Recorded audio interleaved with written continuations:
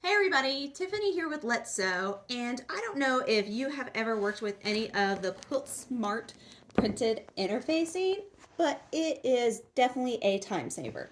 So what I'm showing you right now is going to be the Mondo bag. And as you can see, I have started with a jelly roll here. A nice rainbow of colors, so just a variety of different ones. It calls for 192 2.5 inch squares. So as you see, I went ahead and got those all cut and ready to go. The interfacing is, and again, I've cut this to make it life a little bit easier. I have two pieces here that are for my handles. And then there are four pieces that are going to go to the bag. So I've separated all of them to make them nice and easy to be able to see. And the other nice thing is you'll know which is the right and wrong side of this.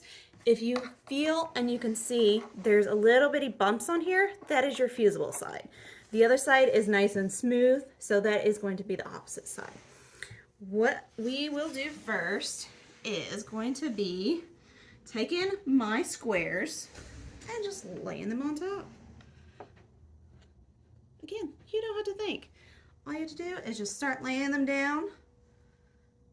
Create your own pattern. If you had one or two colors, that may be a whole lot easier, but you just put them in your little squares that you have and go on from there.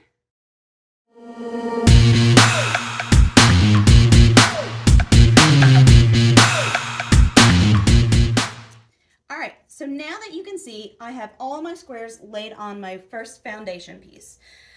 So what I'm going to do is I'm going to go over to the iron, and as you see, I do have a nice wool pressing mat iron cover, so I can be able to grab this nice and easy and take it over to the iron.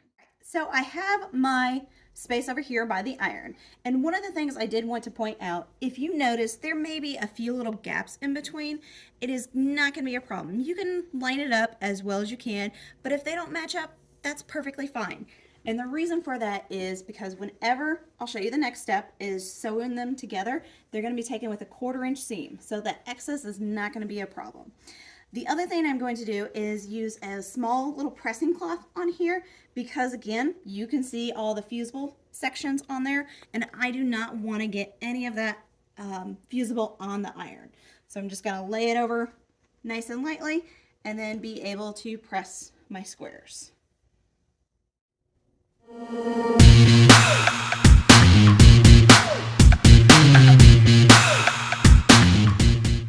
Now you see that I have my whole piece fused with all my squares, and what I'm going to do next is go over to the sewing machine and show you how to sew them together. So now I'm here at the machine, and what I'm going to do is I've got my right side and I got my wrong side, and I am going to fold it right sides together along the short side and where you see those dotted lines.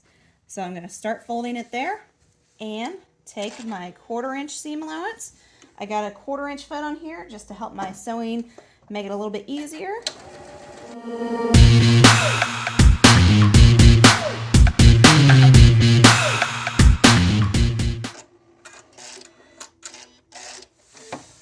So now you can see I've got my 1/4 inch seam allowance, and when I open it up, I've got it set.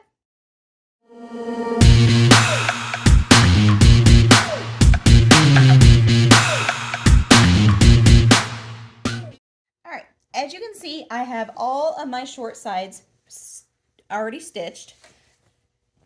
Starting to look like something, isn't it? Then from there, what we are going to do is we are going to clip in between each of our different seams. Once we clip inside all of these up to our stitch line, then what we are going to do is we are going to press the bottom row one way, press the next row the other way, and again alternate each one.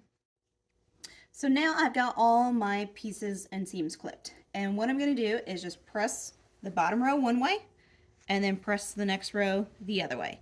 That way everything is able to be overlapped whenever you are sewing the next section together.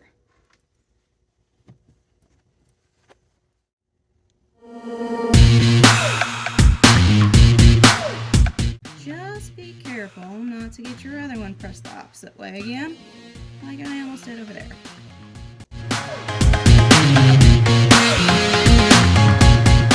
Alright, so now you see that I do have all my seams pressed one way, and the other, and the other, the other. And what we're going to do is now we're going to go to the sewing machine again, and we are going to fold this down and stitch down our long ends. Now, as you see, this naturally folds in half, so it makes life so much easier. And I'm just going to hang on to it here as we are going to be stitching this down.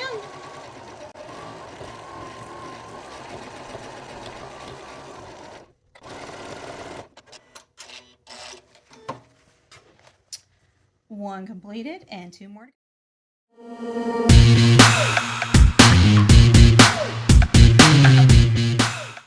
Alright, so now I have all of my pieces stitched, and you can see how nice and perfect everything lines up. So when I said things can go on there different ways, it works out great, as you can see.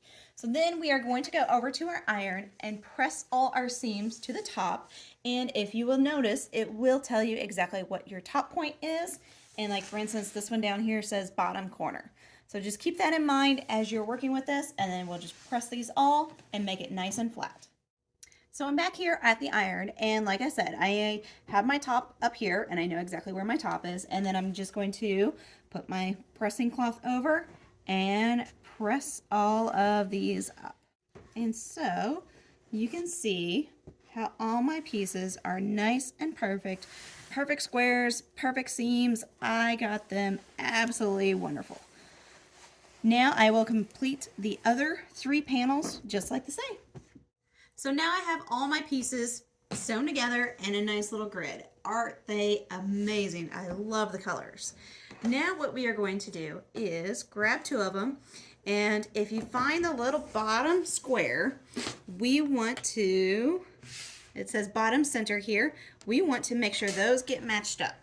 So got my bottom square, and I want to match those up, and then just stitch along here, and we're going to do that to this set, and then we're going to do it to that set, and then we've got couple more steps. Okay, so as you see, I have pinned it at my seams, so I make sure that I do keep everything lined up, and then I'm just going to stitch along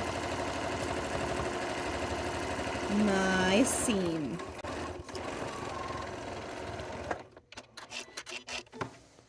So I've got one of them done. I just need to move on to the next. So now I have my 2 L's here, as you can see. Flip this around, and now what I want to do is stitch these together. So I'm going to flip this over so that we can see exactly where we are going to be stitching. And remember that nice little square we had with the bottom center? We want to make sure those match up and then sew our seam right. So now, again, I have pinned all my different seams here just to make sure everything lines up, and I'm going to stitch my 4 pieces, or my 2 pieces, together.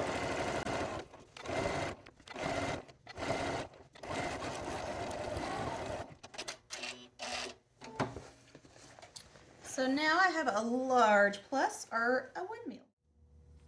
All right, here's it all sewn together. So things are starting to take shape, literally.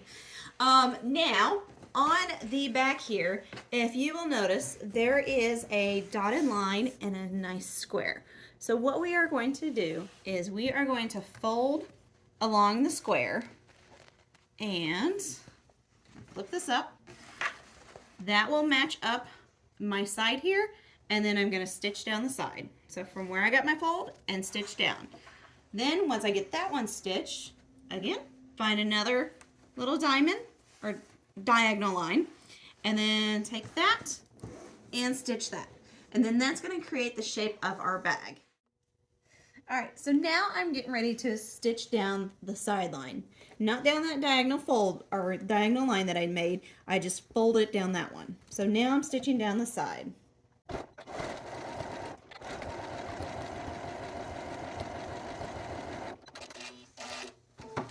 So I've got one side done, and I'll do it for the remaining. So I have all my seams sewn together, and it's starting to take shape, looking like a bag. I'm going to flip this out just to show you exactly about what it's going to look like. Now, of course, I still need lining. I still need handles and everything. But here is the way my Mondo bag is looking. Isn't that just awesome and cute? And it took absolutely no time. Obviously, our fast forward, makes it seem a lot quicker.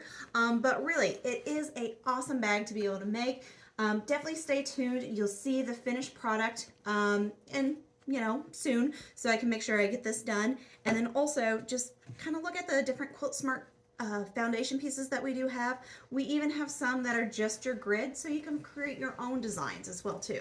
So definitely check out what we do have, and later on you'll see my finished bag.